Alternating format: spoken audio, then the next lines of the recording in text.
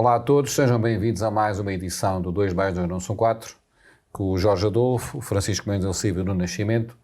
Hoje vamos falar um pouco sobre centros urbanos, a sua importância no desenvolvimento regional, o que podemos fazer, que ideias podemos dar para a sua recuperação, não apenas através da requalificação do edificado, mas também através das dinâmicas sociais e económicas que possam ocorrer.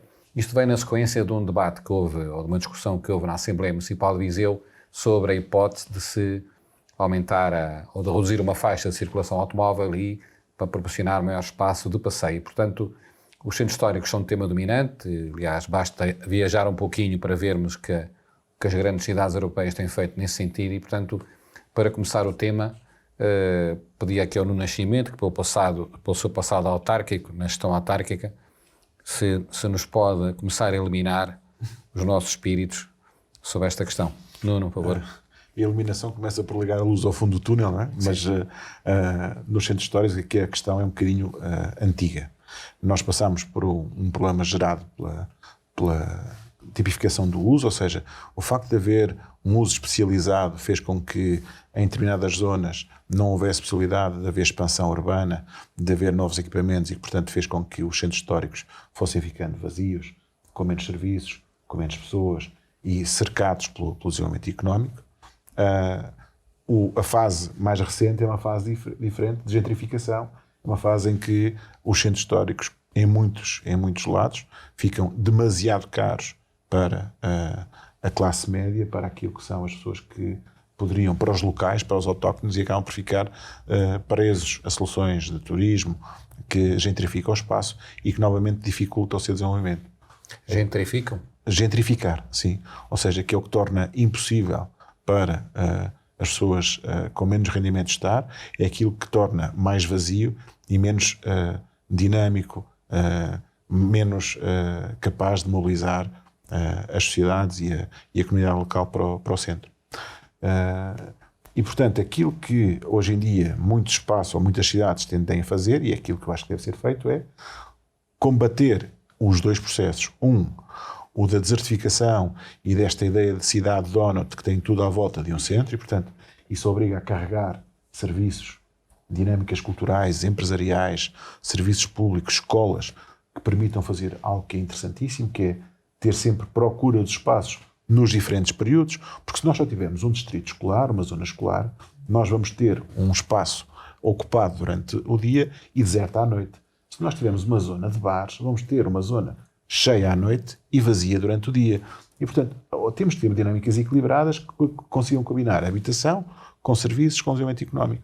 Os casos que há pela Europa, há vários casos de sucesso no combate a este abandono e gentrificação dos centros históricos, com processos que passam pela criação de centros culturais, dinâmicas em torno da fixação de pequenas indústrias, pequenas empresas, nomeadamente na área das tecnologias, porque é mais fácil criar espaços destinados aos serviços do que as empresas grandes que têm normalmente logísticas grandes e que precisam de espaços que não existem em si.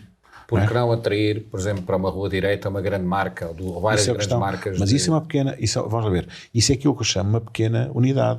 Eu quando falo pequenas unidades não estou a falar de negócios de 600, 800, 1000 metros quadrados, não é isso. O que estou a dizer é empresas com grande dimensão, com 300, 400 pessoas, vão precisar de muito mais do que isso. Não é? E portanto aquilo que eu digo é porque é que em muito lado acontece. As câmaras, e isso é algo que é interessante, estão a exercer aquilo que são os seus direitos de preferência nas zonas históricas e para quê? Para uma de duas. Ou para adquirir, para colocar no mercado para rendas mais acessíveis para evitar que os preços disparem, ou para, também em alguns casos interessantíssimos, para permitir a instalação de empresas que vão desde o comércio a outras. Se nós tivermos uma ou duas lojas âncora no centro histórico, em plena Rua Direita, por exemplo, nós vamos conseguir gerar tráfego para essa rua e a seguir outros serviços. Mas não basta isso. Quando olhamos para a Rua Direita, nós lembramos das fotografias que vimos da Rua Direita nos anos 80, cheia de gente. Não era só o comércio. Era a articulação que havia entre duas pontas da cidade e o facto dos transportes públicos e de muitas linhas de autocarros que vinham de fora deixarem os passageiros no sol desconhecido. Portanto, a mobilidade é outro tema que tem que ser visto aqui. Eu não queria estar a mobilizar a conversa, mas nós temos que integrar políticas de habitação, políticas de desenvolvimento económico, políticas de urbanismo, políticas de mobilidade e políticas demográficas para fazer isto. E isto obriga a arejo e muitas vezes a decisões impopulares numa primeira fase, visando o resultado mais à frente. Jorge Adolfo. Bom, eu vou pegar nas tuas palavras iniciais, que é a questão de cortar-se o trânsito automóvel. Nomeadamente, essa questão foi suscitada agora, precisamente aqui por causa da Avenida Alberto Sampaio. Por acaso fui eu que levantei a questão ao Presidente da Câmara, na Assembleia Municipal.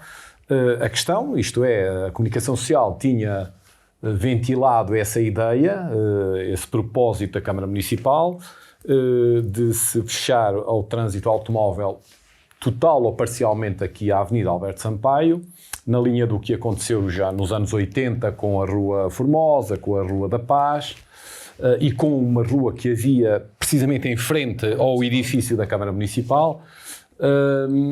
E, portanto, dentro desse princípio,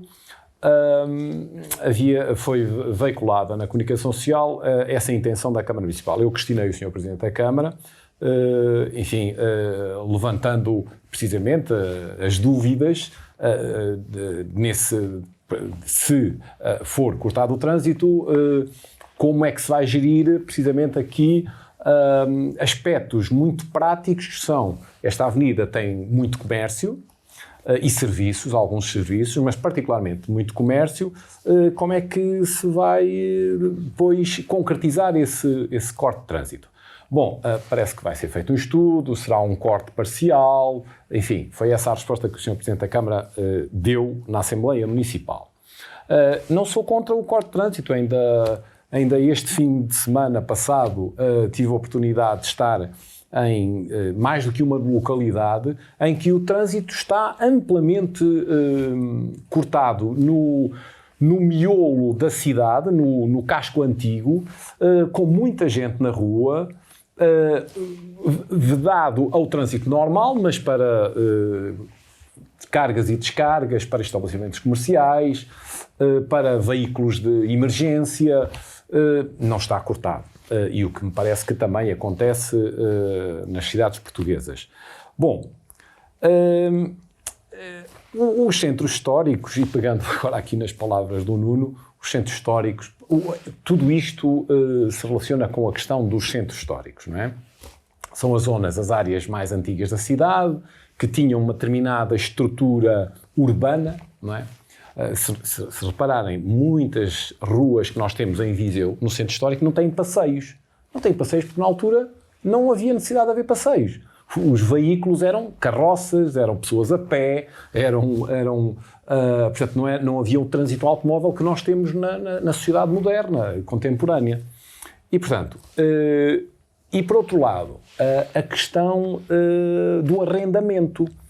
Boa parte das casas dos centros históricos são casas arrendadas, mas são casas arrendadas com rendas muito antigas, onde nasceram pessoas que têm hoje 70 e 80 anos, que viviam lá, já os pais viviam. Portanto, toda a dinâmica do arrendamento do arrendamento e das obras nos edifícios por parte dos proprietários. Portanto, tudo isso sofreu uma grande alteração nos últimos anos. Nós temos casos em Portugal, por exemplo, Lisboa, Porto, Évora, em que a pressão do turismo veio, e desse mercado de arrendamento veio mexer com esses centros históricos, e houve uma grande renovação, sobretudo nos últimos 10, 15 anos, com o alojamento local, com hotéis que fizeram grandes investimentos, e, portanto, nós numa cidade como Viseu, numa cidade que não é património mundial, que é uma cidade média à escala portuguesa, tem havido, apesar de tudo, tem havido uma recuperação muito grande do centro histórico em termos de investimento privado na reconstrução de edifícios, na adaptação desses edifícios portanto, à vida moderna, não é? Respondendo à questão do estacionamento, portanto, parece-me que o problema numa cidade como Viseu, neste momento, está muito na dinâmica empresarial que pode vir a ocupar ou reocupar espaços que eram pequenas empresas de comércio. Eu gostava de deixar aqui uma nota positiva. Ainda há poucos dias, a subir a Rua Direita, apercebi-me, confesso que passo lá regularmente, mas não me tinha apercebido. Abriu uma loja de cidadão quase ao fundo da Rua Direita, uma loja de cidadão. A maior parte dos vizinhos, se calhar, não sabe que há lá uma loja de cidadão. Muitas vezes até vão para a loja de cidadão que está perto, o espaço de cidadão, que responde a uma série de serviços que também existem na loja de cidadão ao pé da Biblioteca Municipal e que se calhar ali são atendidos até de forma mais célere. Portanto, eu acho que isso é uma boa resposta. 50 metros acima, se tudo se mantiver, vai ficar a Suru. Exatamente. Naquele edifício que tinha a janela Manuelina. Pois, e temos ainda na Rua Direita a Escola Mariana Seixas.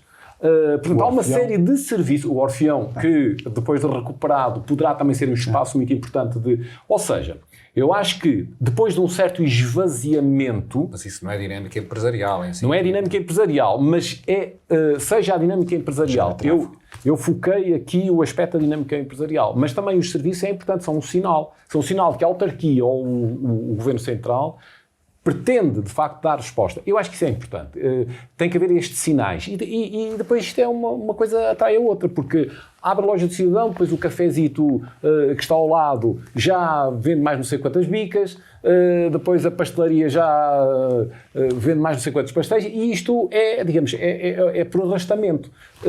Penso que é por aí que nós temos que ir, para recuperar o nosso centro histórico. Francisco, é possível ter uma estratégia, é possível mobilizar os partidos para um fim comum, é possível convencer as populações da bondade das ideias. O que é que tu pensas sobre isso? Eu entendo que esta é uma questão muito importante e entendo, aliás, que não é com este tipo de sinais que lá vamos.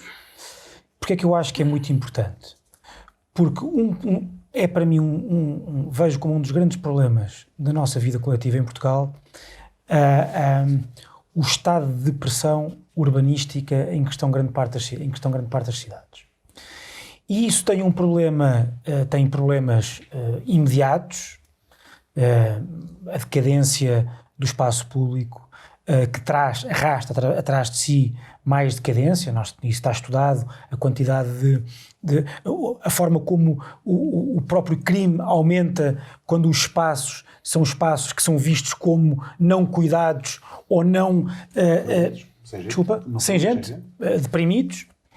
Mas eu acho que tem um efeito mais, não tão visível muitas vezes, mas que é um efeito que eu acho muito pernicioso, que é a ideia de que, deixa-me pôr as coisas de outra forma, aquele sistema de que nós gostamos, o sistema de convivência que nós gostamos, que é a democracia, nasceu também porque havia espaços de conversação pública, espaços de encontro naturais.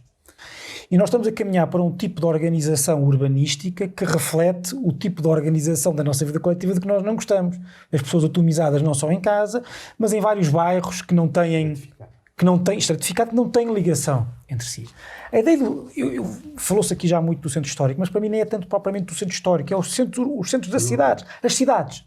Digamos assim, as cidades, genericamente, tanto podemos falar da Sé aqui, como podemos falar do Rossio, ou do Largo Miguel Ponces, ou as coisas que não sejam necessariamente a subúrbia. E eu acho sinceramente, tendo em conta a importância que eu vejo nesta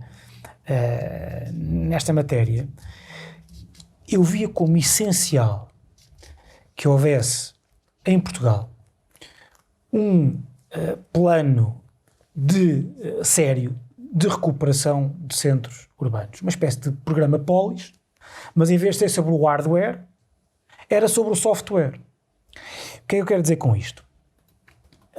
Quero dizer que tem que haver rasgo. E o rasgo não era, como no Polis, que era essencialmente investimento público.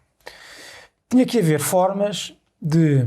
E eu acho que isto tinha que ser, antes de mais, a nível nacional, porque provavelmente tínhamos que alterar muitas leis, tínhamos que fazer um pacote legislativo, administrativo, fiscal, regulatório, que permitisse, por exemplo, que determinada zona urbanística pudesse ser, durante algum tempo, gerida por parcerias público-privadas, em que estivessem incluídas as associações comerciais, as associações empresariais, as empresas que estão habituadas a gerir espaços comerciais, por exemplo, empresas que têm a ver que gerem centros comerciais, que é um negócio que provavelmente poderá estar saturado. Porque é que essa lógica, como nós vemos, por exemplo, o Fórum aqui em Viseu ou o Fórum em Aveiro, que é uma mistura de centro comercial com espaço de rua. Nós vamos à Espanha ou à França ou outras até cidades espanholas próximas aqui de Viseu, nós vemos como a nossa lógica do centro comercial está nas ruas, lá. Nós tínhamos que arranjar forma de atrair aquelas lojas que são âncora das grandes marcas, que também elas próprias depois arrastam outras coisas, arrastam negócios mais pequenos, negócios mais independentes, arrastam, por exemplo, que haja mais vida para o Orfeão, para a vida cultural para o Orfeão, vida cultural no Mirita Casemiro, por exemplo, noutros como se diz agora, equipamentos. Eu não vejo que isto possa ser feito só com o investimento público das câmaras, com os instrumentos legais que existem, não vejo. Não só porque os instrumentos legais são bastante rudimentares para aquilo que é necessário, no sentido de que há uma grande... para já, há outra coisa bastante rudimentar em Portugal, que é o nosso espírito atávico. Era muito difícil convencer as pessoas de que agora íamos pôr aqui um conjunto de empresas em parceria com as câmaras a gerir uma rua. Mas isso há em outros países. Vai-se a Londres, por exemplo, e de vez em quando, tem de 6 em 6 meses, há uma rua nova, um bairro todo novo que estava antes decrépito e agora está vivo. Mas está vivo não é porque as pessoas foram para lá viver de um momento para o outro. É porque há investimento que lhe dá vida e depois as pessoas querem ir viver para lá. As soluções que nós temos, são soluções que claramente não só são insuficientes, como são contraproducentes. E porquê? Porque agravam o problema. Vou-vos dar um exemplo, que é aqui um exemplo de Viseu, é a minha sensação, e é uma aposta que eu não gostaria de fazer. Mas eu acho que o mercado 2 de maio, sinceramente, não vai ser solução nenhuma à alteração arquitetónica que estão a fazer. Porque o problema não é chover ou deixar de chover lá dentro.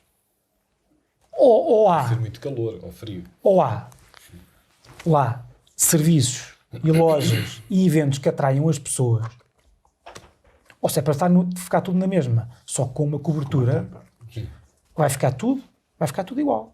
Vai ficar tudo igual. Portanto, e o que é que eu quero dizer com isto? Como as pessoas, nós não atacamos os problemas como eles são, estamos a iludir-los quanto às soluções, e depois, como a solução não funciona, queremos outra solução que não vai funcionar de novo e estamos a criar mais problemas do que os que tínhamos.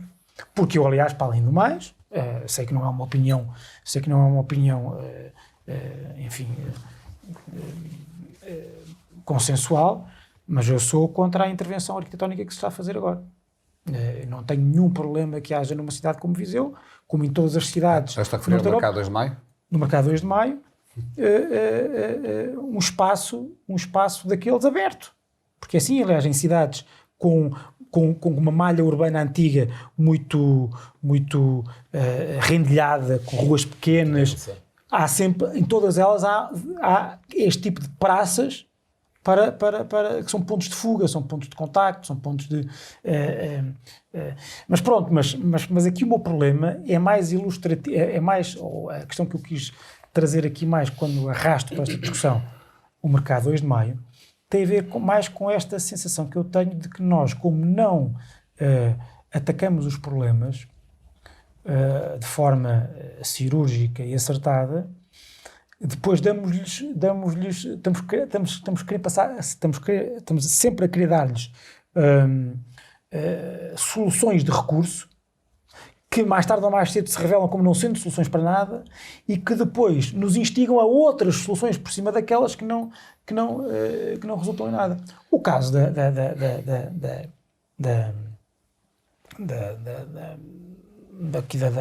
nossa rua, a Rua Alberto Sampaio, a Avenida Alberto Sampaio, é um caso que eu acho que é um pouco lateral a isto. Eu sou a favor, sinceramente. Sou a favor de, nestas ruas do centro, limitar a circulação automóvel. E, aliás, ao contrário... Implica ter zonas de estacionamento Sim, mas a repara. distâncias Sim, mas repara. E um caminháveis, serviço, não é? E uma questão da mobilidade, que é uma coisa que as pessoas não habituam em Viseu, que estamos todos habituados a levar o carro à porta e a subir escadas com Sim, o carro. sim. É uma questão cultural também. Mas tem que haver, por isso é que eu dizia que nesta questão tem que haver políticas de mobilidade fortes que resolvam essa questão. Sim. Por exemplo, só para terminar, eu percebo que haja o problema, há sempre o problema, os comerciantes estão sempre de pé atrás quanto a isto. Mas nós nem sequer precisamos dar o exemplo de outras cidades, nem sequer de outros países. Basta ver Viseu. Começa a vir o bom tempo, onde é que as pessoas se dirigem quando querem ir a cafés? Há aqueles que têm esplanada disponível. E as principais esplanadas do nosso centro estão nas ruas que têm só circulação pedonal ou essencialmente circulação pedonal. Com estes últimos anos, isso não só aumentou, como se agravou, ou seja, as pessoas só querem ar livre, e nos próximos anos, enquanto se lembrarem, é isso que vão querer. Claro, é evidente, e portanto, eu vejo com muita dificuldade, mas também digo isto com a tentativa de ser o mais honesto e assumindo que não sei do que estou a falar, ou melhor, que se calhar não sei do que estou a falar, porque não sou que tenho a gerência desses negócios que os nossos comerciantes do centro da cidade têm. Mas, intuitivamente, a mim parece-me que para aqueles comerciantes da Avenida Alberto Sampaio, ter uma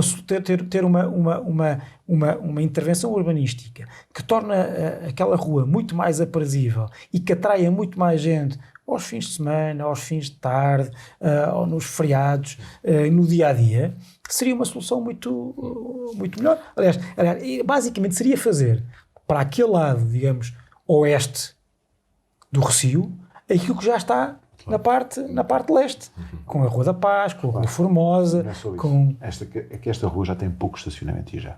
Não, e o que tem, para além do caos urbanístico, o caos de trânsito que é uma os estacionamentos em segunda das ruas piores em Viseu, no que diz respeito à segunda fila, o estacionamento em segunda fila. Os autocarros vêm-se aflitos para fazer esta rua. Recorrentemente temos filas enormes, é dos poucos sítios da cidade onde há filas automóveis, tão simplesmente por causa do estacionamento em segunda fila. Portanto, as pessoas já não têm estacionamento. Ter um bocadinho menos não fará assim tanta diferença. Há aqui uma dúvida que eu tenho, que é, esta zona central tem uma articulação entre a parte baixa e a parte alta da cidade que é preciso assegurar. Porque quem vem da parte alta passa pelo Rossio e desce António José de Almeida, mas quem sobe tem que contornar a Câmara, ou seja, tem que ser assegurada uma forma de garantir que esta articulação é feita. Não se pode erradicar de todos os carros, mas pode-se reduzir muito aliás, e permitir zonas 10, como há em muitos lados da Europa, que são zonas onde os carros não são os peões que convivem com os carros, são os carros que convivem com os peões. A velocidade é 10, a prioridade é do peão e o carro pode passar. E mais, repara, quando tu tens, o que tu percebes, exatamente fazendo agora a articulação entre o que eu disse e o que tu disseste na minha parte final, quando tu percebes que o problema dos comerciantes é o de que as pessoas... Entram nas lojas? Não é isso. O de que as pessoas, tal como a situação está, entram supostamente mais nas lojas do que entrariam antes. E quando tu percebes, para além disso, que eles subentendem isso porque as pessoas podem estacionar em segunda fila, porque é isso que implicitamente se está a dizer, tem que haver um poder político que diz isso é insustentável. Não tem que dizer, obviamente, isto, mas depois tem que explicar porque é que até vai ser melhor para eles, ou é muito provável que seja melhor para eles. Mas é insustentável. Nós não podemos dizer assim, não vamos fazer isto porque as pessoas... as pessoas vão lá porque estacionam em segunda fila. Mas não custa nada estacionarem um bocadinho mais longe e depois fazerem aquilo a pé. Não acho eu. Se fazia no Adro da Sé e que agora se deixou de fazer. Sim, claro. Jorge, é possível, acreditas num acordo de regime ou num acordo, algo que permite isso, com base numa estratégia de ter um caminho, não só para Viseu, pelo mas que para... sei, os partidos políticos com assento na Assembleia Municipal mostraram-se, e nomeadamente o maior partido da oposição na Assembleia Municipal, que é o Partido Socialista, mostrou-se disponível e com interesse nessa solução da limitação de circulação automóvel aqui na Avenida Alberto Sampaio. Preocupações é precisamente isto que o Nuno agora referiu, que é a circulação, como é que se faz o escoamento do trânsito automóvel nesta zona da cidade, porque temos apenas, neste sentido, ficamos mais limitados com a Rua Miguel Bombarda, por um lado, e a Rua 21 de Agosto, por outro lado. Quer dizer, portanto, há esta limitação. A Rua dos Casimiros, por exemplo, é um escândalo. Os pais dos jovens que vão estudar e que estudam em escolas naquela rua, ao final da tarde, entendem que a rua é deles. E não respeitam. Mas estamos aqui a falar nesta aqui, porque está aqui junto à Avenida Alberto Sampaio. Os filhos dos nossos pais de Viseu não são prova d'água. Tem que perceber que é uma falta de respeito pelos outros. Quer dizer, os miúdos, seja em que escola for, mas estamos aqui a tratar desta questão ligado à Avenida Alberto Sampaio. Tem que perceber que os miúdos têm que caminhar um bocadinho para apanhar o automóvel do pai, ou da mãe, ou do amigo, e não podem estar, pura e simplesmente, ali como se fossem donos daquela rua. Jorge, agora, as políticas públicas têm que ser feitas com aquilo que tu sabes que são os instintos das pessoas. E lá está. Se as pessoas vão estacionar sempre em segunda fila, também era instinto. Tens de ter políticas urbanísticas que as impeçam de fazer isso. Era instinto e tradição a tirar papéis para o chão, na rua. E hoje em dia isso é considerado falta de educação. Mas há coisas que mas deixem-me... À volta do liceu foram colocados dezenas de pinos que impedem que os pais ocupem aqueles passeios todos. Tem sido... Mas todas as escolas, por exemplo, na escola da Via Sacra, foi alterado o sentido do trânsito e feita uma obra para permitir que os pais viessem estacionar mais assim. Continuam a parar no sítio.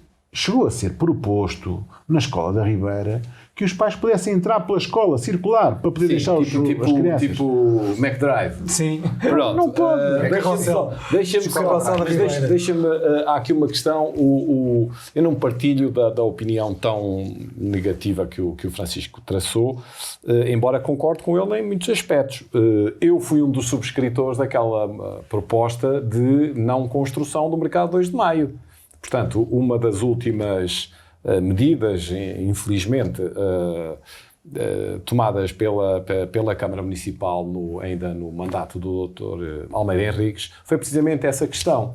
Portanto, houve uma proposta, um abaixo-assinado. Eu fui um dos proponentes desse abaixo-assinado, porque é colocar ali um monstro num espaço que tem determinadas características. Mas aquilo não foi... Diz uma coisa, o projeto do Mercado 2 de Maio não foi discutido amplamente? Não foi... Amplamente.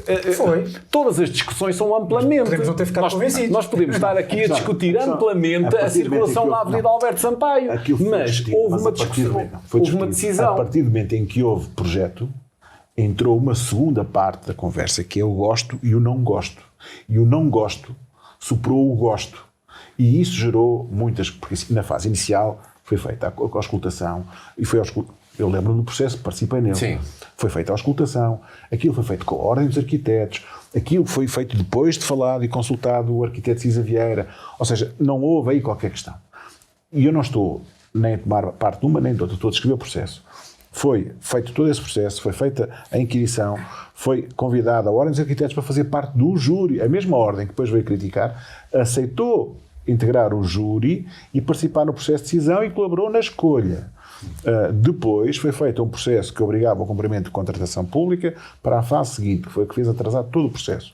E finalmente, quando se conheceu o projeto final, começou a haver a discussão, porque vocês não sei se lembram, quando há aquele primeiro conjunto de esboços, aquele que foi escolhido pelo júri número 1 foi muito criticado. Lá está a questão de gosto ou não gosto. Quando foi feita a fase seguinte do processo de contratação pública com respeito integral pelas regras, já não conseguiu avançar e avançou um outro... Não conseguiu avançar porquê? Já não me lembro exatamente. Faltava um critério qualquer. Era uma coisa qualquer que fez com que aquilo... Mas aquilo foi de tal maneira escrutinado... Mas o meu problema não é esse. Agora, é do uso.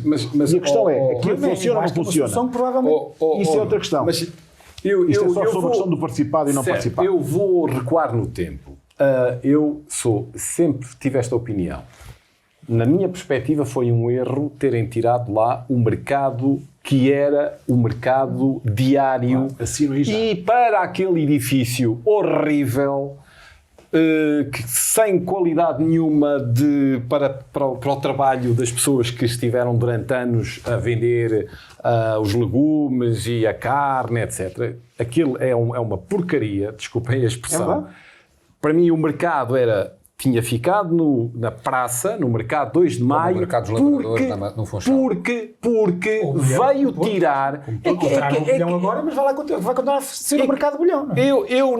Eu parece-me que aquilo foi a primeira grande machadada em toda a dinâmica económica do centro histórico ou daquela zona que já é periférica do centro histórico, porque são aquelas ruas novas digamos, sim, mas da Rua Formosa. Mas como disse há pouco, nós não temos que insistir na questão do centro histórico, é o centro... Certo, claro.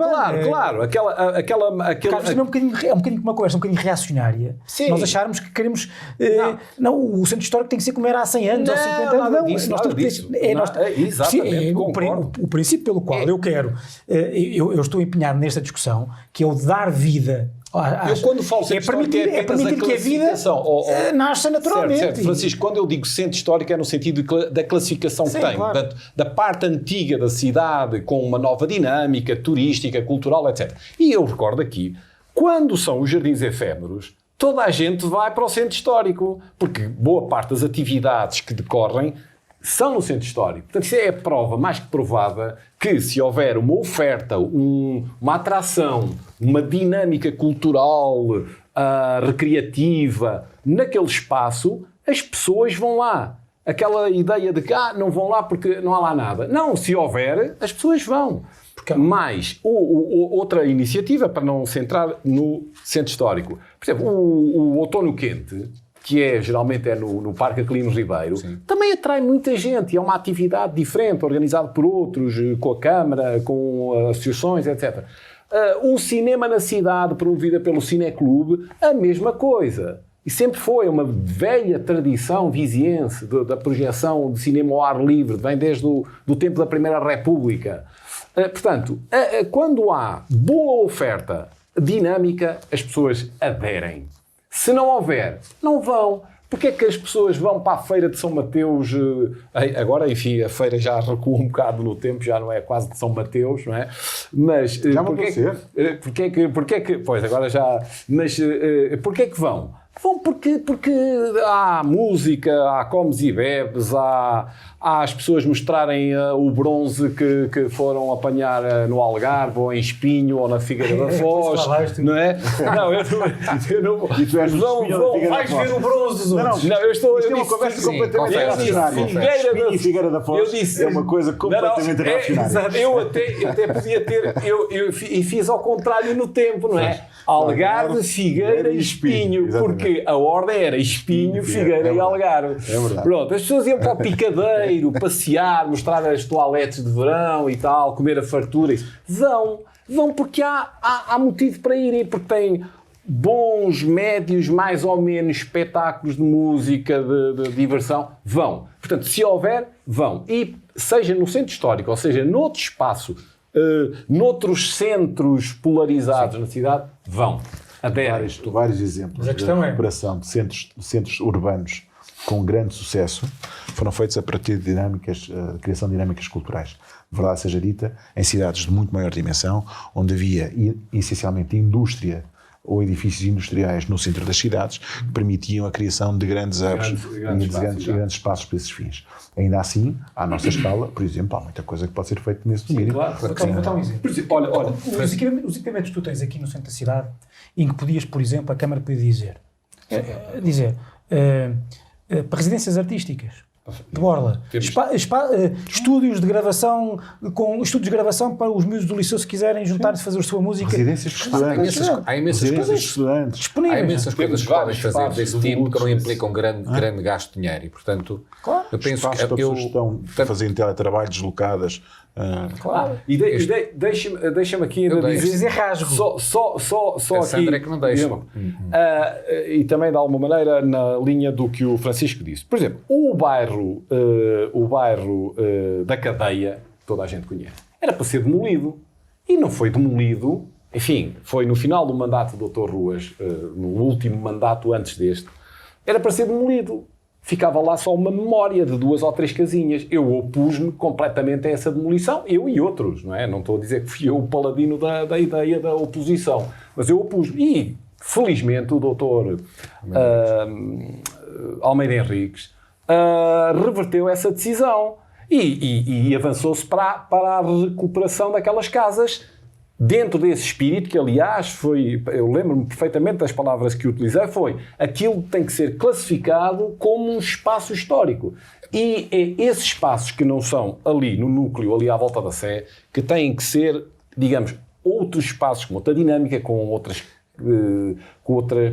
possibilidades, outras potencialidades. Por exemplo, o antigo edifício da UDACA, não é? Da UDACA ou da, não é? Aqui Sim, ao pé da Telecom, passa por publicidade. Aquele edifício está aqui às moscas.